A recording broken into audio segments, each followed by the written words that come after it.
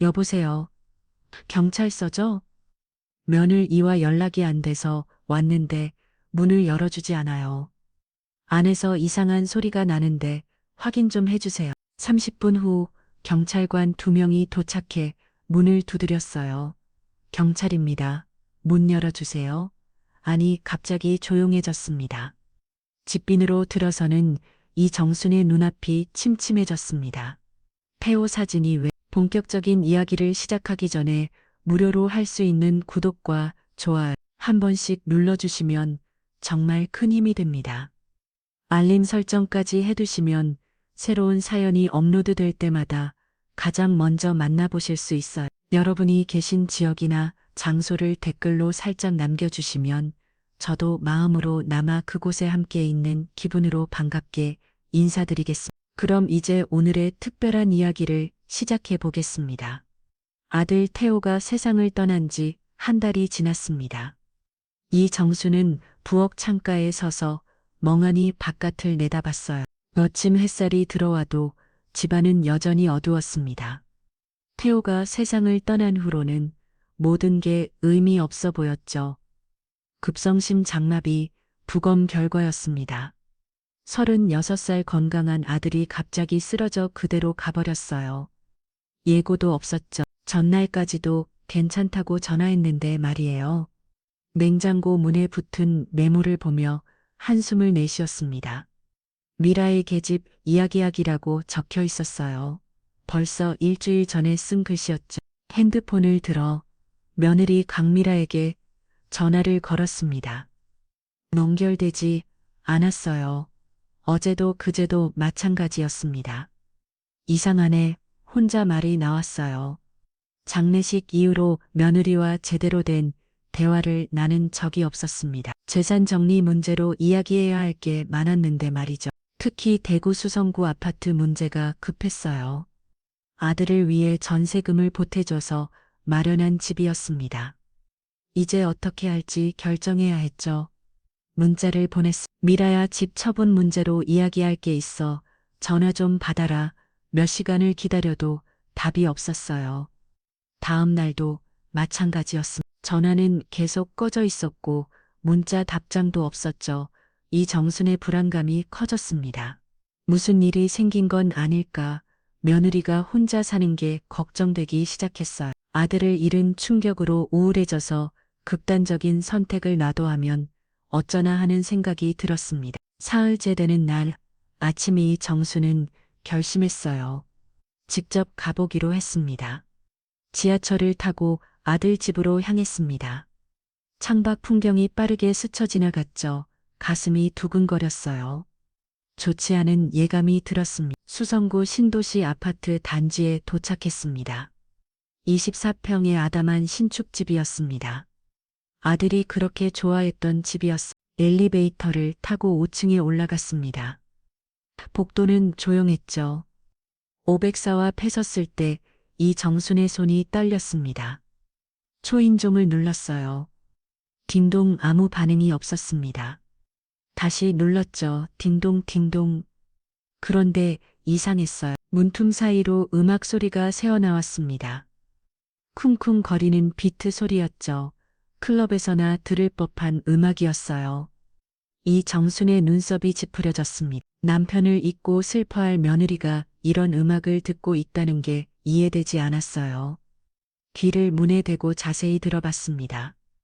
음악 소리 사이로 웃음소리가 들렸어요. 그런데 여자 목소리만이 아니었습니다. 남자들의 목소리도 섞여 있었죠. 가슴이 철렁 내려앉았어요. 초인종을 계속 눌렀습니다. 딩동 딩동 딩동. 음악 소리가 잠깐 작아졌어요. 그러더니 문 너머에서 짜증 섞인 목소리가 들렸습니다. 누구세요? 강미라의 목소리였어요. 하지만 예전과 달랐습니다. 거칠고 날카로웠죠. 미라야, 나야. 문 열어라. 긴 침묵이 흘렀습니다. 이정수는 가슴이 터질 것 같았어. 지금 바빠요. 그냥 가세요. 바쁘기는 뭘 바빠. 연락도 안 되고 걱정돼서 왔잖아. 걱정 안 하셔도 돼요. 잘 지내고 있으니까 그냥 가세요. 목소리가 차가웠습니다. 슬픔에 잠긴 면을 위해 목소리가 아니었어요. 그때 안에서 남자 목소리가 들렸습니다. 누구야, 미라야. 그냥 아는 아줌마예요. 곧 가실 거예요. 이 정순의 온몸에 소름이 돋았습니다. 남편을 잃은 지 한 달도 안 된 면을 이 집에 남자가 있다니 문고리를 잡아당겼어요. 당연히 잠겨 있었습니다. 미라야, 문 열어. 당장 목소리가 높아졌죠. 복도에 메아리가 올렸어요. 안에서 웃음소리가 터져 나왔습니다. 여러 명의 웃음소리였어요. 술에 취한 듯한 웃음이었죠. 이 정수는 떨리는 손으로 핸드폰을 꺼냈습니다. 112를 눌렀어요. 여보세요, 경찰서죠? 며느리 이와 연락이 안 돼서 왔는데 문을 열어주지 않아요. 안에서 이상한 소리가 나는데 확인 좀 해주세요. 30분 후 경찰관 2명이 도착했습니다. 젊은 경찰관이 문을 두드렸어요. 경찰입니다. 문 열어주세요. 아니, 갑자기 조용해졌습니다. 음악도 꺼졌죠. 잠시 후 문이 살짝 열렸어요. 강미라가 얼굴만 내밀었습니다. 화장이 번져 있었고 술 냄새가 진동했죠. 무슨 일이세요? 신고 들어와서 안전 확인차 왔습니다.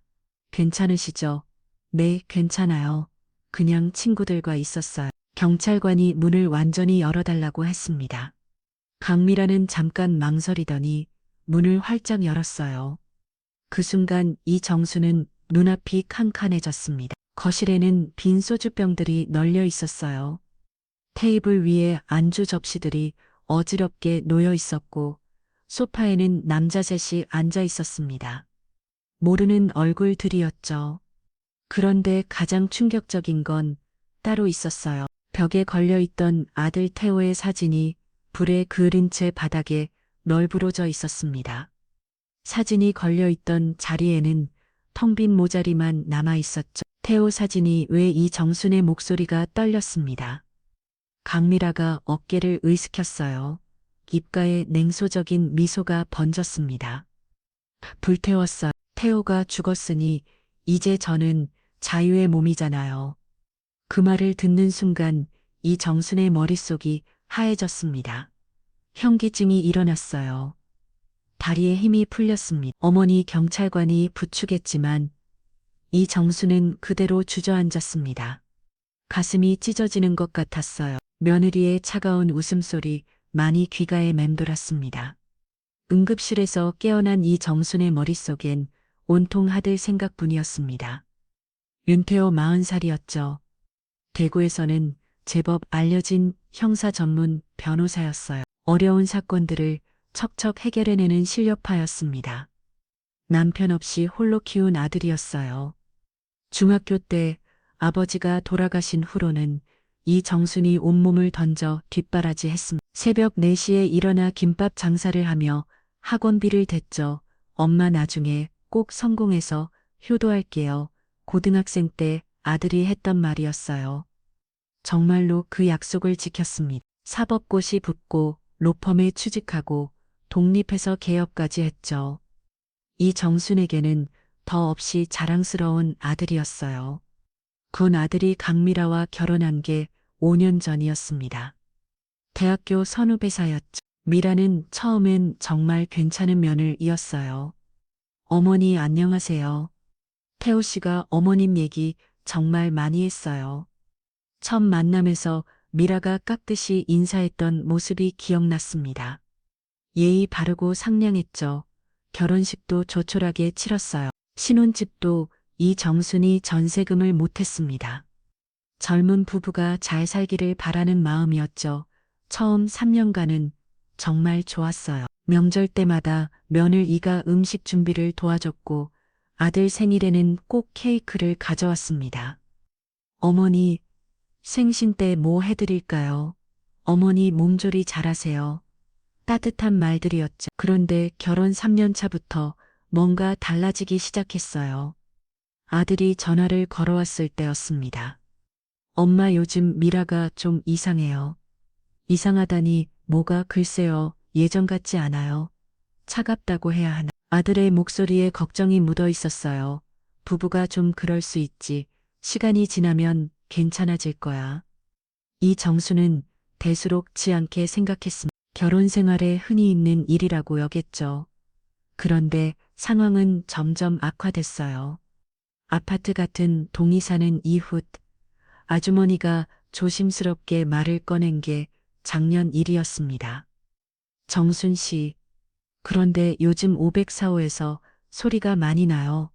무슨 소리요? 부부싸움 소리 같은데 밤 늦게 큰 소리로 다투는 걸 몇 번 들었어요. 가슴이 철렁했죠. 우리 태호가요? 글쎄, 제가 뭐라 말씀드리기는 그렇지만 며느리분 목소리가 꽤 높더라고요. 이후 생활에 불안이 커졌습니다. 며칠 후 아들에게 슬쩍 물어봤어요. 태호야, 미라랑 요즘 괜찮아요? 엄마, 별일 없어요. 하지만 아들의 표정이 어두웠습니다. 뭔가 숨기고 있다는 게 느껴졌어요. 그 후로도 이상한 일들이 계속 생겼죠. 며느리가 명절에 나타나지 않았어요. 아들은 몸이 안 좋다고 했지만 전화를 걸어봐도 받지 않았습니다. 생일 축하 전화를 할 때도 마찬가지였어요.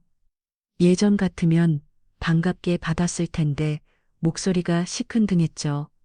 네, 안녕하세요. 미라야 생일 축하해. 건강하게 지내고 있지? 네, 감사해요. 딱 그 정도였어요. 더 이상 대화가 이어지지 않았습니다. 아들도 예전 같지 않았어요. 전화를 걸면 말수가 적었고 만나자고 해도 이런저런 핑계를 댔습니다. 요즘 사건이 많아서 바빠요, 엄마. 미라가 몸이 안 좋아서 집에 있어야 해요. 변명 같은 소리들이었죠. 그러던 어느 날 같은 아파트 단지에 사는 지인이 이상한 얘기를 했어요.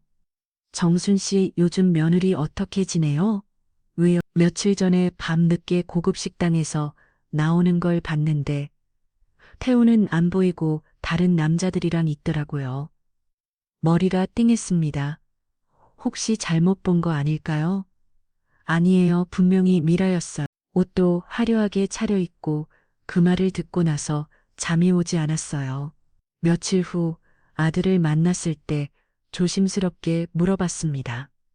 태우야, 미라는 요즘 뭐하고 지내? 집에 있죠. 왜요? 아니, 그냥 궁금해서. 아들은 대답을 회피했어요. 뭔가 말하고 싶어 하는 것 같았지만 입을 열지 않았습니다. 엄마 사실은 아들이 말을 시작하려다가 멈췄어요. 뭐야? 아니에요. 괜찮아요. 그렇게 넘어갔죠. 하지만 아들의 표정에서 깊은 고민이 잊혔습니다. 뭔가 큰 문제가 있다는 걸 직감했어요. 엄마 요즘 미라가 정말 낯설어요. 낯설다니 예전의 미라가 아닌 것 같아요. 완전히 다른 사람이 됐어요. 아들의 목소리가 떨렸어요. 무슨 일이 있었는지 말해봐. 말하기 어려워요.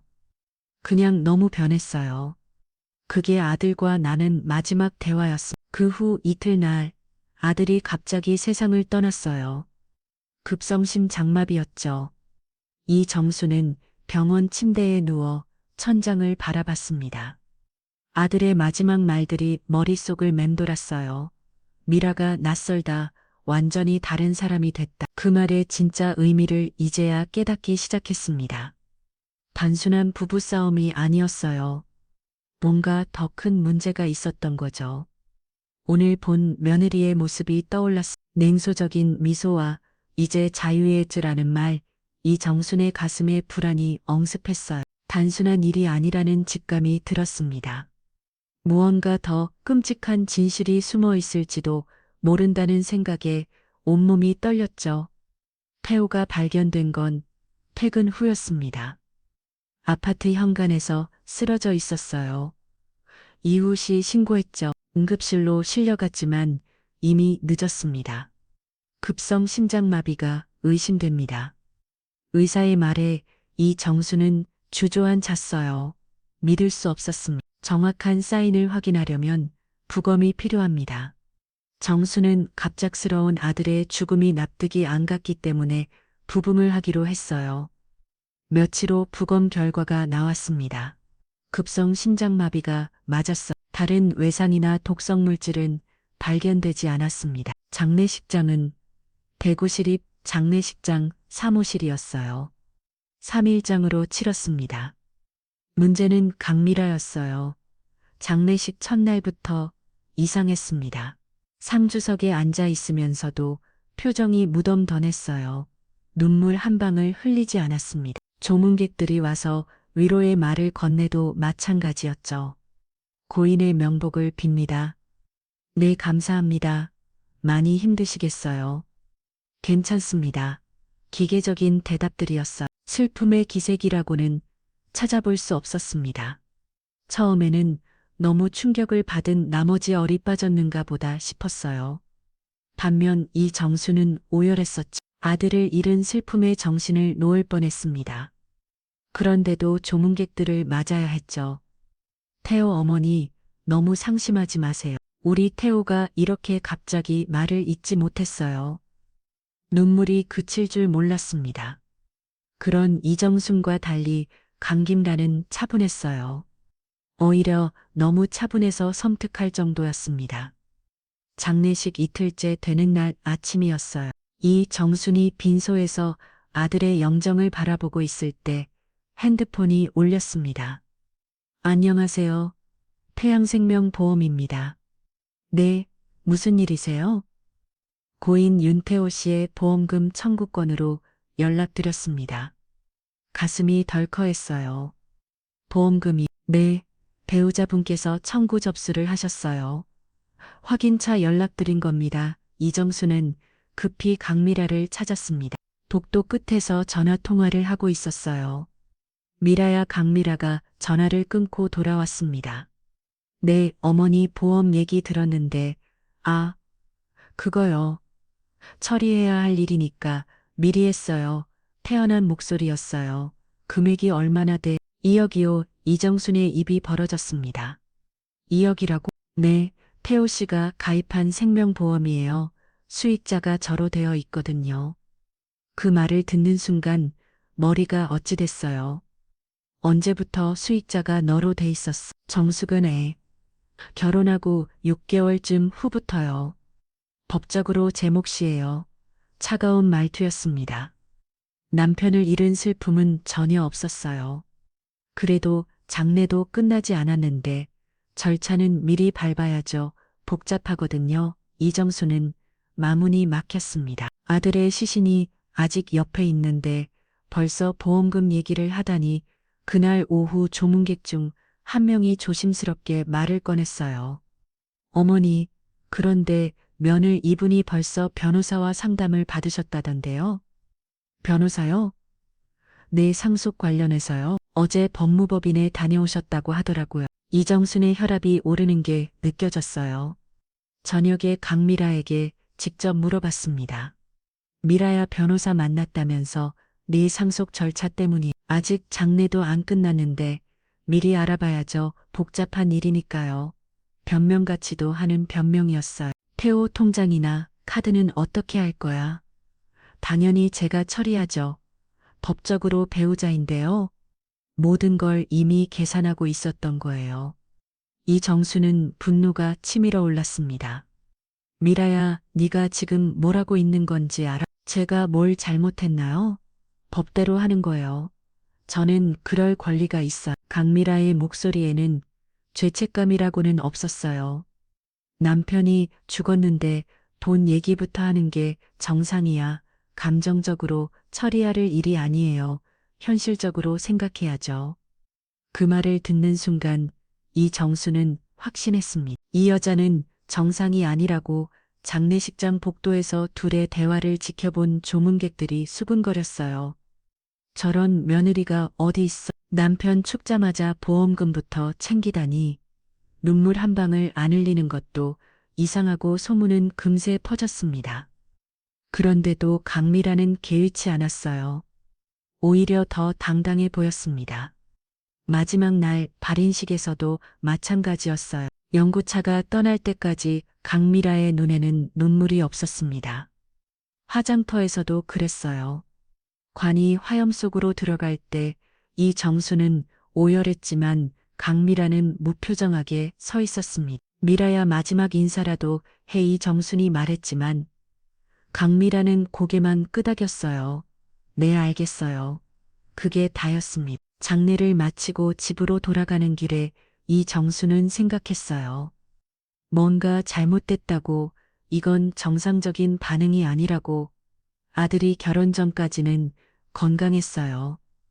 정기 검진에서도 이상이 없었습니다. 그런데 갑자기 심장마비로 죽다니, 게다가 강미라의 행동은 더더욱 의심스러웠어요. 슬픔은 전혀 없고 돈 계산만 빨랐습니다. 혹시 끔찍한 생각이 스쳤어요. 설마 하는 마음이었지만 의욕은 커져만 갔습니다. 이정수는 그날 밤 잠들 수 없었어요. 아들의 마지막 전화가 계속 떠올랐습니다. 미라가 완전히 다른 사람이 됐어요.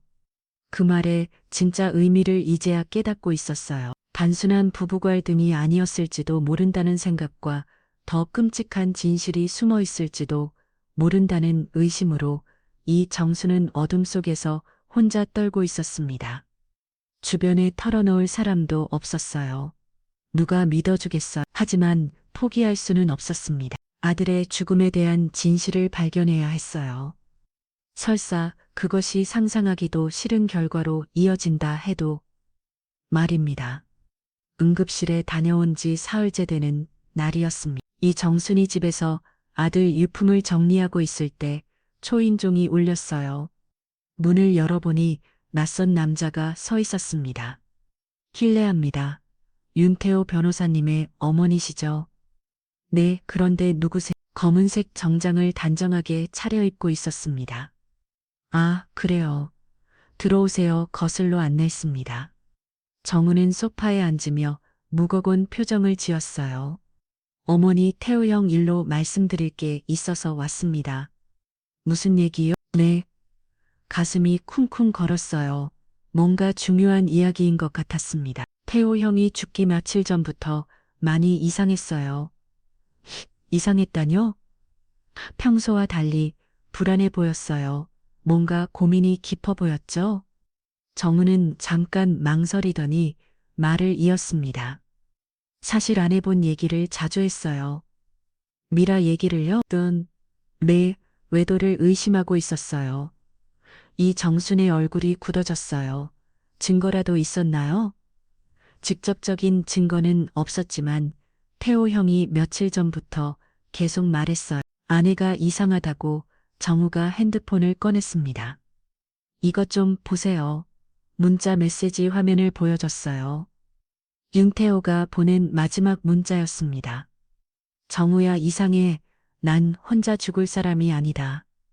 이정순의 손이 떨렸어요. 이게 언제 온 문자예요? 죽기 전날 밤 11시 30분쯤이요. 마지막으로 받은 연락이었어요. 혼자 죽을 사람이 아니다라는 말이 섬뜩했습니다. 이 문자 받고 연락해봤어요. 바로 전화했는데 받지 않았어요. 다음 날 아침에 보고 소식을 들었죠. 정우의 목소리가 침울해졌어요. 혹시 다른 이상한 점은 없었나요? 정우는 잠깐 고민하더니 또 다른 이야기를 꺼냈습니다. CCTV를 확인해 봤어요. CCTV, 로펌 건물 주차장 CCTV에 태호 형이 마지막으로 출근했던 날 영상이에요. 핸드폰으로 영상을 보여줬습니다. 화질이 선명하지는 않았지만 윤태호의 모습이 보였어요. 여기 보세요. 퇴근할 때 모자와 마스크를 쓰고 나가잖아. 영상 속 윤태호는 평소와 달리 고개를 푹 숙이고 있었어요. 걸음걸이도 어딘가 어색했습니다. 평소에도 이렇게 다녔나요? 아니요. 태호 형은 항상 당당하게 걸어 다녔어요. 이날따라 왠지 이상했죠. 뭔가 숨기려는 듯한 모습이었어요. 혹시 차량 쪽도 확인해 봤어요? 정수가 고개를 끄덕였습니다. 블랙박스 영상도 봤어요. 그런데 이상한 점이 있더라고요. 뭐가요? 조수석에 누군가 탔던 흔적이 있어요. 시트가 평소보다 앞으로 당겨져 있었거든요. 이정순의 가슴이 철렁 내려앉았어요. 태호는 혼자 다녔을 텐데. 네, 평소에는 혼자 출퇴근했어요. 그런데 그날은 달랐던 것 같아요. 정우는 더 충격적인 이야기를 꺼냈습니다. 휴대폰 위치 기록도 이상해요. 어떻게요? 태호 형 핸드폰이 마지막 신호를 보낸 곳이 집에서 3km 떨어진 곳이에요. 지도를 보여주며 설명했습니다. 여기에요. 수성구 범호동 쪽이죠. 집은 여기인데 신호는 여기서 끊어졌어요. 아들이 집에서 죽었는데 휴대폰 신호는 다른 곳에서 끊어졌다는 게 이해되지 않았어요. 그럼 태호가 그곳에 갔다가 집으로 돌아온 건가요? 그런 것 같아. 그런데 왜 그곳에 가는지는 모르겠어요. 이정수는 머릿속이 복잡해졌어. 퍼즐 조각들이 하나씩 맞춰지는 느낌이었습니다. 정씨 혹시 태호가 그날 누구를 만났을 가능성이 있을까요? 글쎄요. 하지만 아내분과 관련이 있을 수도 있어요. 왜요? 태호 형이 마지막 며칠간 계속 아내이기만 하셨거든요. 뭔가 결정적인 일이 있었던 것 같아요. 정우의 말에 이정순의 확신이 굳어졌습니다. 정우 씨, 이 얘기를 경찰에 신고했어야 되는 거 아닌가요?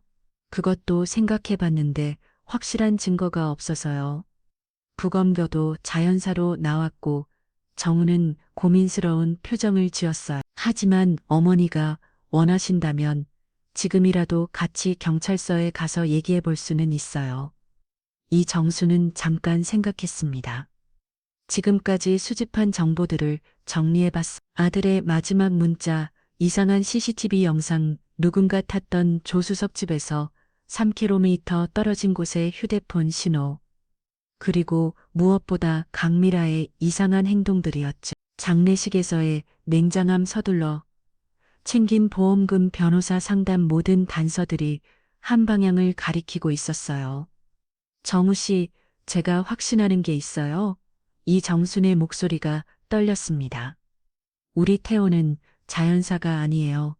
누군가가 죽였어요. 정우는 깜짝 놀란 표정을 지었어요.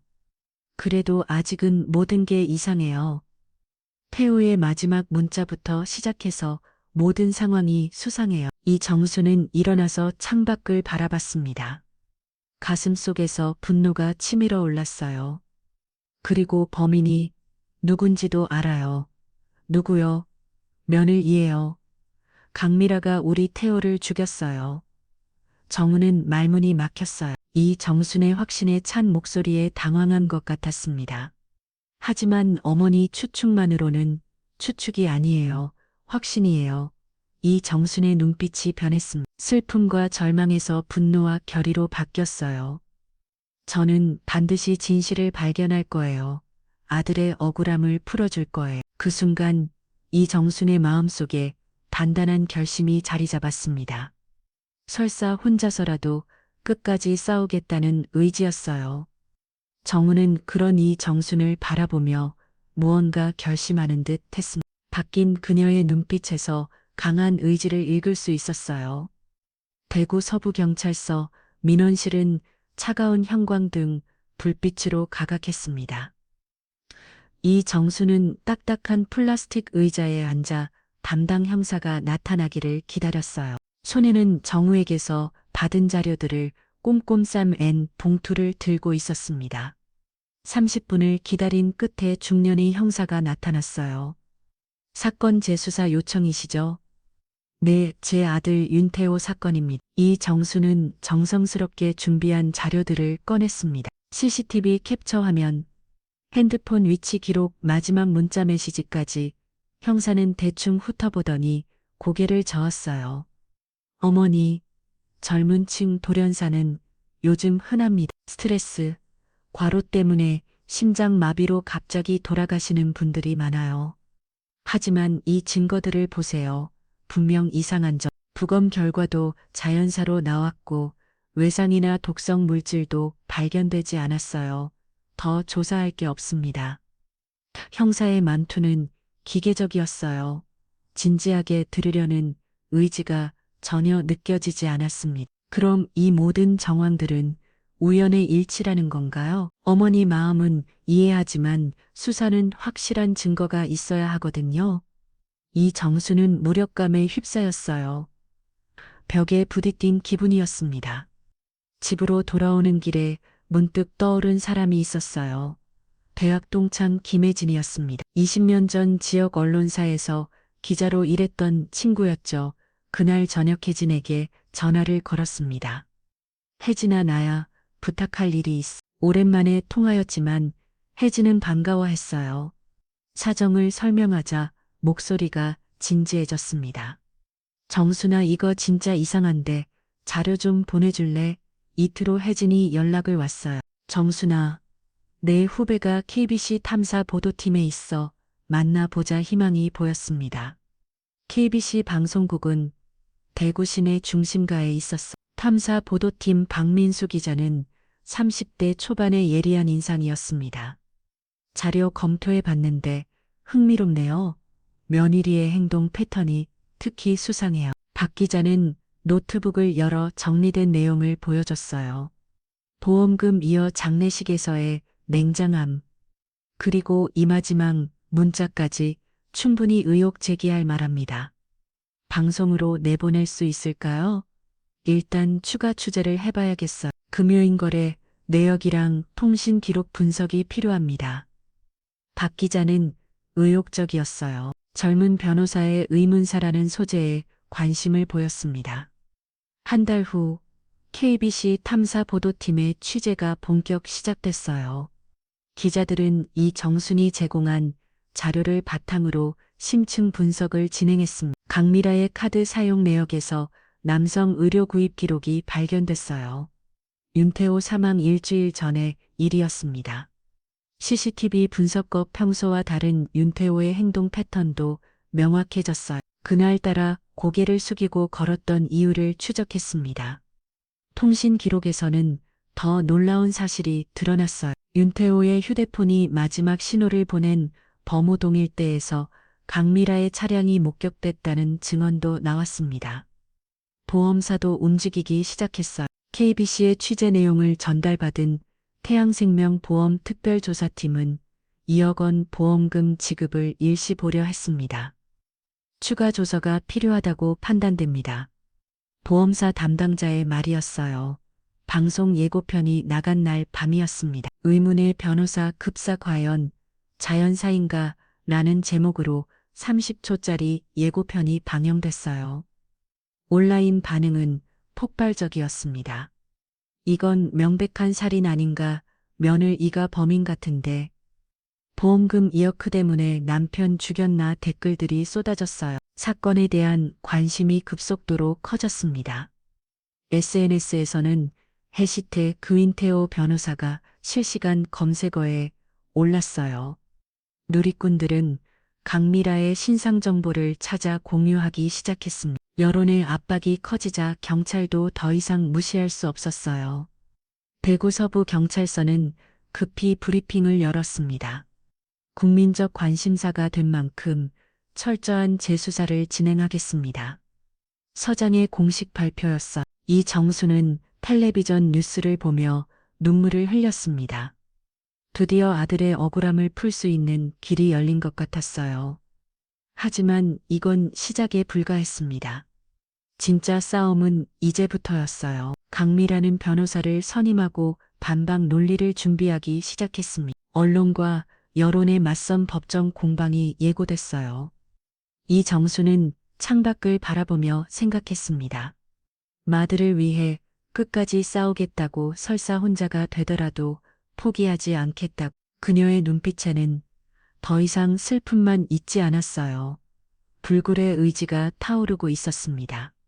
KBC 시사교양 프로그램 민실 추적이 시작됐습니다. 오후 8시 시정각 전국의 시청자들이 텔레비전 앞에 모여 있었어요. 이 정수도 거실 소파에 앉아 두 손을 꽉 쥐고 있었습니다. 그날 새벽 CCTV 속 두 남자 타이틀이 화면에 떠올랐어요. 박민수 기자의 차분한 목소리가 이어졌습니다. 지난 한 달간 저희 취재진이 추적한 윤태호 변호사 사망 사건의 전말을 공개합니다. 첫 번째 장면은 아파트 엘리베이터 CCTV였어요. 날짜는 윤태호가 사망한 그날 새벽 1시 20분이었습니다. 화면 속에서 후드를 깊이 눌러 쓴 남성이 엘리베이터에 탔어요. 키와 체격이 윤태호와 비슷했지만 뭔가 어색했습니다. 전문가 분석 결과 이 남성의 걸음걸이와 어깨선이 고인과 다른 것으로 확인됐습니다. 화면이 확대됐어요. 남성이 5층에서 내리며 잠깐 고개를 돌리는 순간이 포착됐습니다. 놀라운 건 이 남성이 504 앞에서 후드를 벗는 장면이었습니다. 영상이 계속 재생됐어요. 남성이 가방에서 무언가를 꺼내더니 머리에서 가발을 벗었습니다. 그리고 얼굴에서 실리콘 마스크를 떼어냈어요. 이 남성의 정체는 강미라 씨의 내연남 박도연 씨로 확인됐습니다. 이 정수는 숨이 막혔어요. 엄원 원년 후 박도연은 30대 중반의 건장한 남성이었습니다. 박도연 씨는 대구시내 헬스장 운영자로 강미라 씨와는 1년 전부터 교제해온 것으로 파악됩니다. 다음 영상이 공개됐어요. 이 같은 날 새벽 2시 30분경에 지하주차장 CCTV였습니다. 박도연이 강미라와 함께 나타나 차에 탔어요. 두 사람은 자연스럽게 대화를 나누며 함께 차를 타고 떠났습니다. 지시간은 윤태호 변고사가 사망 추정 시각이입니다. 부부가 함께 있어야 할 시간에 아내는 내연남과 함께 있었던 것이죠. 박민수 기자의 목소리가 무겁게 들렸어요. 이어서 더 충격적인 영상이 공개됐습니다. 지난달 촬영된 호텔 CCTV였어요. 강미라 씨와 박도연 씨는 지난 6개월간 시내 호텔에서 수십 차례 만났습니다. 체크인 기록과 함께 두 사람이 함께 들어가는 장면들이 연속으로 방영됐어요. 특히 윤태호 변호사 사망 일주일 전에는 이 호텔에서 3박을 함께 보는 것으로 확인됐습니다. 이 정수는 분노로 온몸이 떨렸어요. 아들이 아내가 낯설다며 고민했던 이유가 이제야 명확해졌습니다.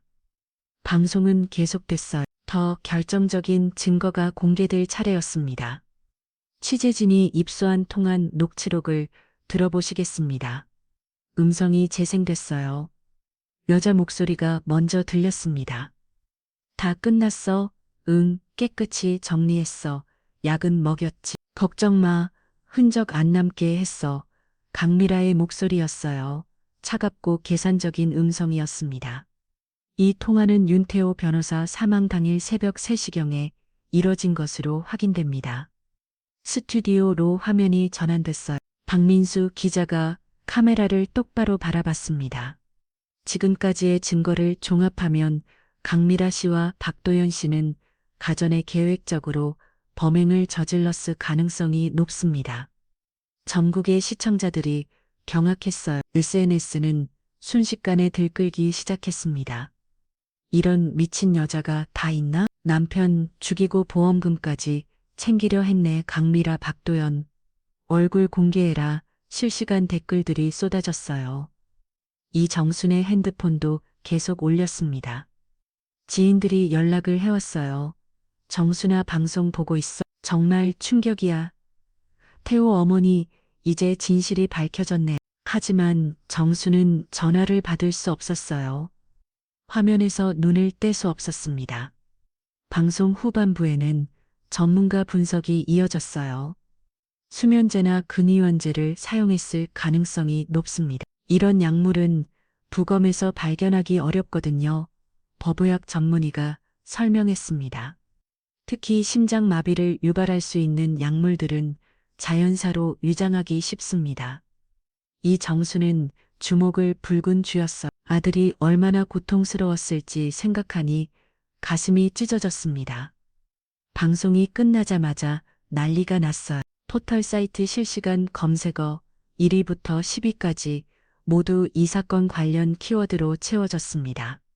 강미라 보험살인, 박도연 내연남, 윤태호 변호사 타살 온라인 커뮤니티마다 분노한 네티즌들의 글이 쏟아졌어. 이 나라에 이런 악마가 살고 있다니, 이어 때문에 남편을 죽이다니, 정신이 나갔네. 박도연도 공범이네. 둡다. 사형시켜라. 방송 직후 대구 경찰청 상황실은 비상이 걸렸어. 즉시 수사본부를 설치하고 전담팀을 구성합시다. 청장의 긴급 지시가 내려졌습니다. 1시간 후 대구경찰청은 공식 브리핑을 열었어요. 강미라 박도연에 대한 체포영장을 신청했으며 전국에 수배령을 내렸습니다. 수사본부장에 발표했습니다. 하지만 이미 두 사람은 자취를 감춘 상태였어요. 강미라의 아파트는 턱 비어 있었고 박도연의 헬스장도 문을 닫은 상태였습니다. 그날 밤 이정수는 잠들 수 없었어요.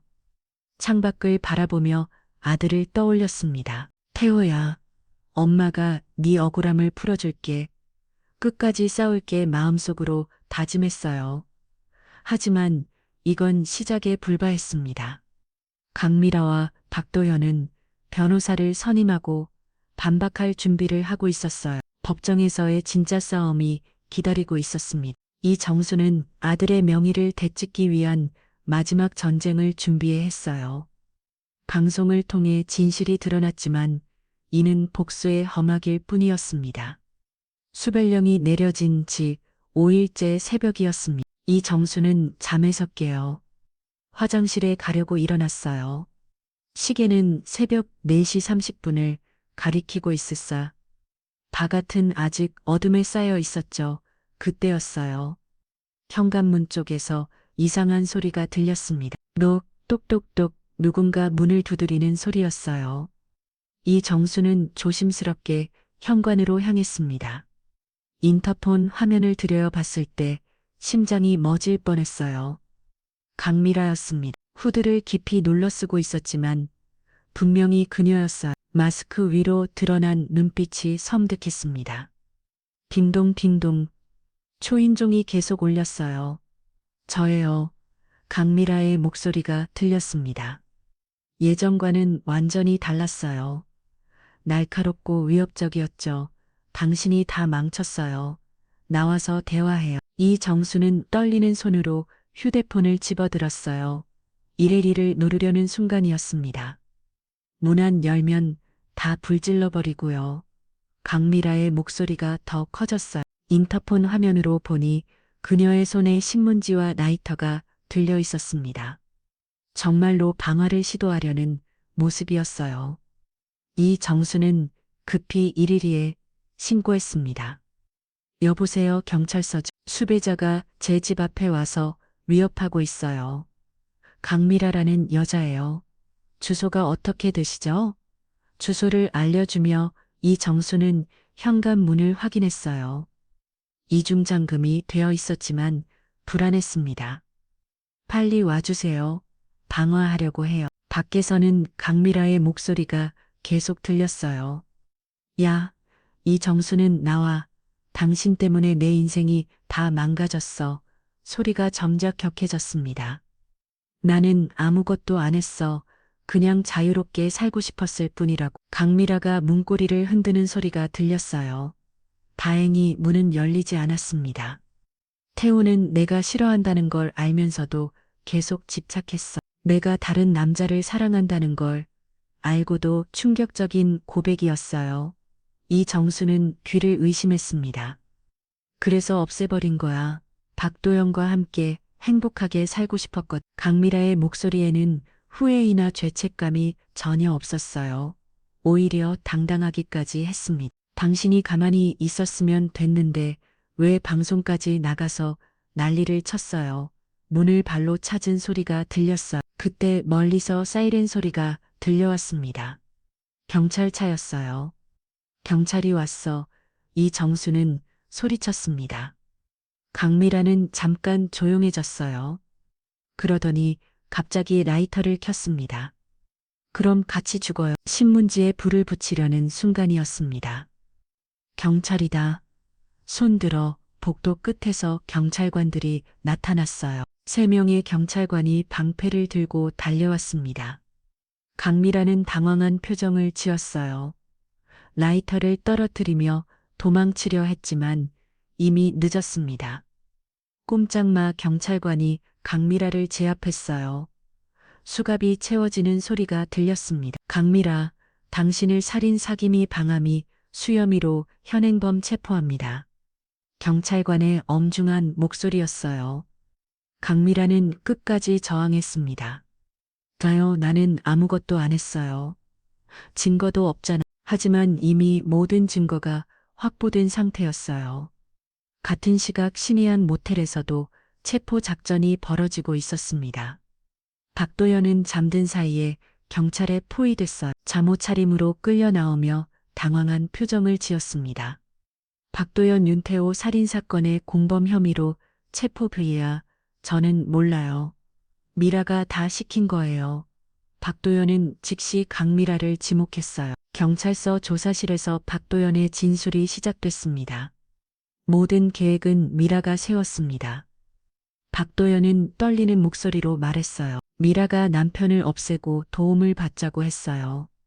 처음엔 농담인 줄 알았는데 진짜였어요. 구체적인 범행 계획도 털어놨습니다. 제가 윤태호로 변장해서 아파트에 들어갔어요. 미라가 미리 수면제를 탄수를 먹여놨거든요. 수면제는 어디서 구했어요? 미라가 인터넷으로 주문했어요. 해외 사이트에서요. 수사관들은 강미라의 휴대폰을 정밀 분석했습니다.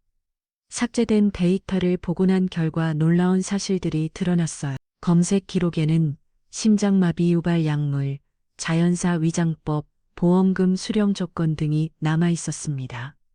더 충격적인 건 보험 설계사와의 상담 내역이었어요. 윤태호 사망 한 달 전부터 보험금 청구 절차에 대해 문의했던 기록이 있었습니다. 장례 이틀 전에 이미 보험금 청구 양식을 작성해뒀네요.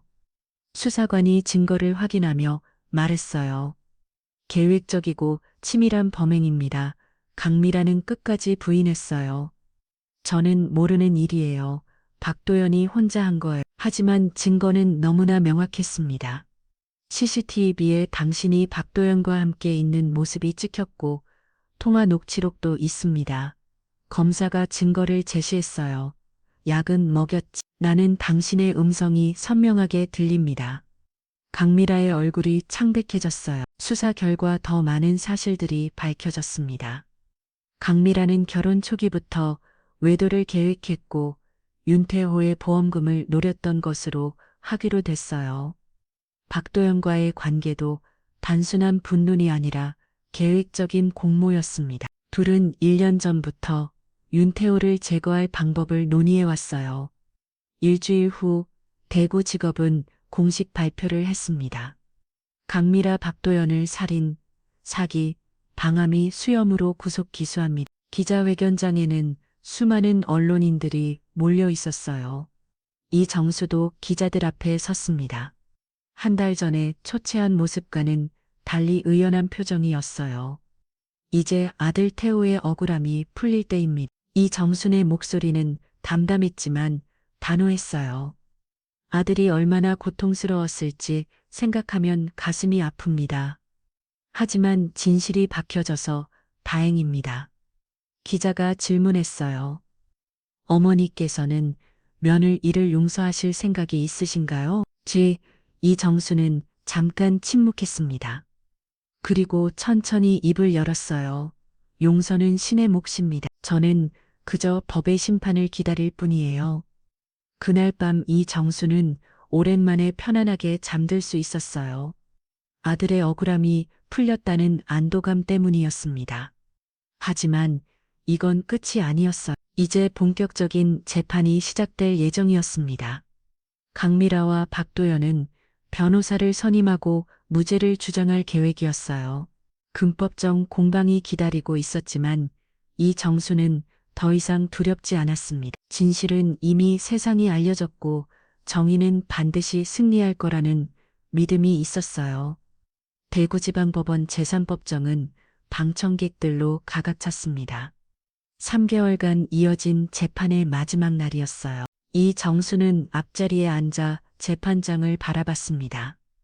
두 손을 무릎 위에 가지런히 올려놓은 채였죠. 피부인 강미라에게 무기증약을 피고인 박도연에게 징역 20년을 선고합니다. 재판장의 엄중한 목소리가 법정에 울렸어요. 본 사건은 보험금을 노린 계획적이고 치밀한 살인으로 판단됩니다.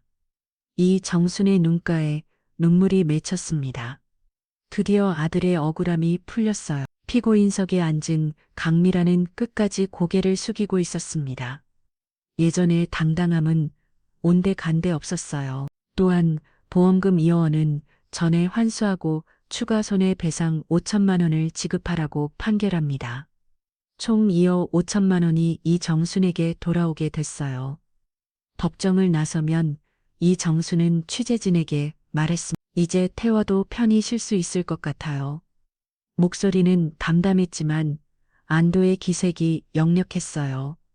한 달 후 이정수는 특별한 결정을 내렸습니다. 환수받은 돈 전액으로 윤태호 장학재단을 설립하기로 한 거예요.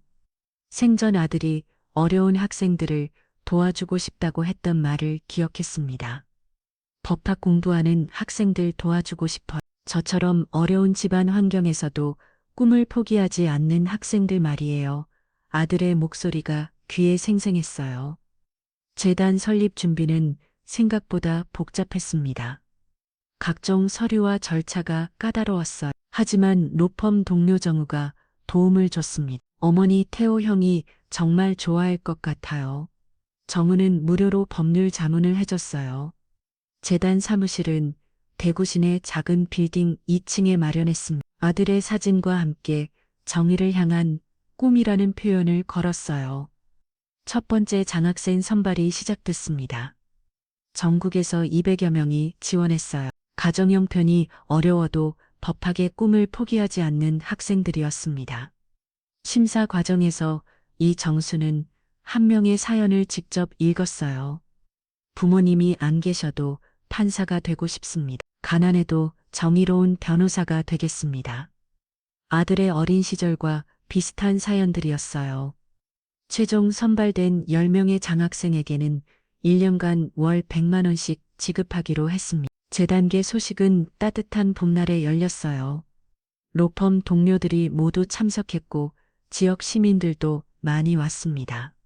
아들을 아끼던 사람들이 하나둘 모여들었어요. 윤태호 변호사님의 뜻을 이어받아 정의로운 법조인을 양성하겠습니다.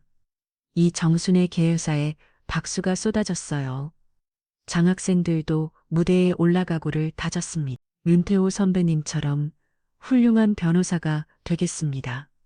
어머니의 은혜를 잊지 않겠습니다. 젊은 학생들의 내정적인 모습에 이정수는 뿌듯함을 느꼈어요.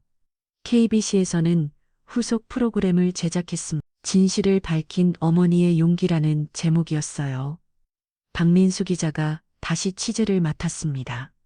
이정순 여사는 이제 전국적으로 존경받는 인물이 되었습니다. 방송에서는 재단 설립 과정과 장학생들의 이야기를 다뤘어요.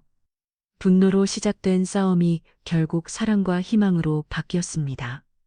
전국에서 후원 문의가 쏟아졌어요. 많은 사람들이 재단의 취지에 공감했습니다. 저도 도움이 되고 싶어요. 윤태호 변호사님의 뜻을 이어가겠습니다. 후원금은 점점 늘어났고 장학생 수도 확대할 수 있었어요.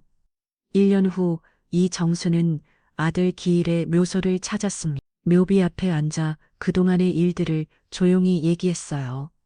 태호야, 엄마가 네 꿈을 이어가고 있어. 바람이 살랑 불어왔어요. 아들이 대답하는 것 같았습니다. 장학생들이 정말 열심히 공부하고 있어. 너처럼 정의로운 법조인이 될 거야. 이정순의 얼굴에 평온한 미소가 떠올랐어요.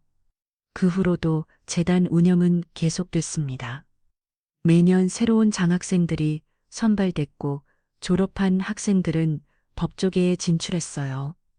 첫 번째 장학생 김민주는 시험에 합격의 검사가 됐습니다. 두 번째 장학생 박성호는 로펌에 취직해 변호사로 활동하고 있어요. 윤태호 장학재단 출신입니다. 그들은 어디서든 자신의 출신을 당당히 밝혔어요. 어느 날 저녁 이정수는 재단 사무실에서 늦게까지 일하고 있었습니다. 장학생 선발 서류를 검토하다가 문득 창밖을 바라봤어요. 대구 시내 야경이 아름답게 펼쳐져 있었습니다. 정의는 늦어도 온다. 아들이 즐겨하던 말이었어요. 이정수는 그 말이 진짜라는 걸 깨달았습니다. 분노로 시작된 이야기는 결국 희망으로 귀결됐어요. 아들의 죽음이 헛되지 않았다는 걸 확신할 수 있었습니다. 핸드폰에 문자가 왔어요. 첫 번째 장학생 민지로부터였습니다.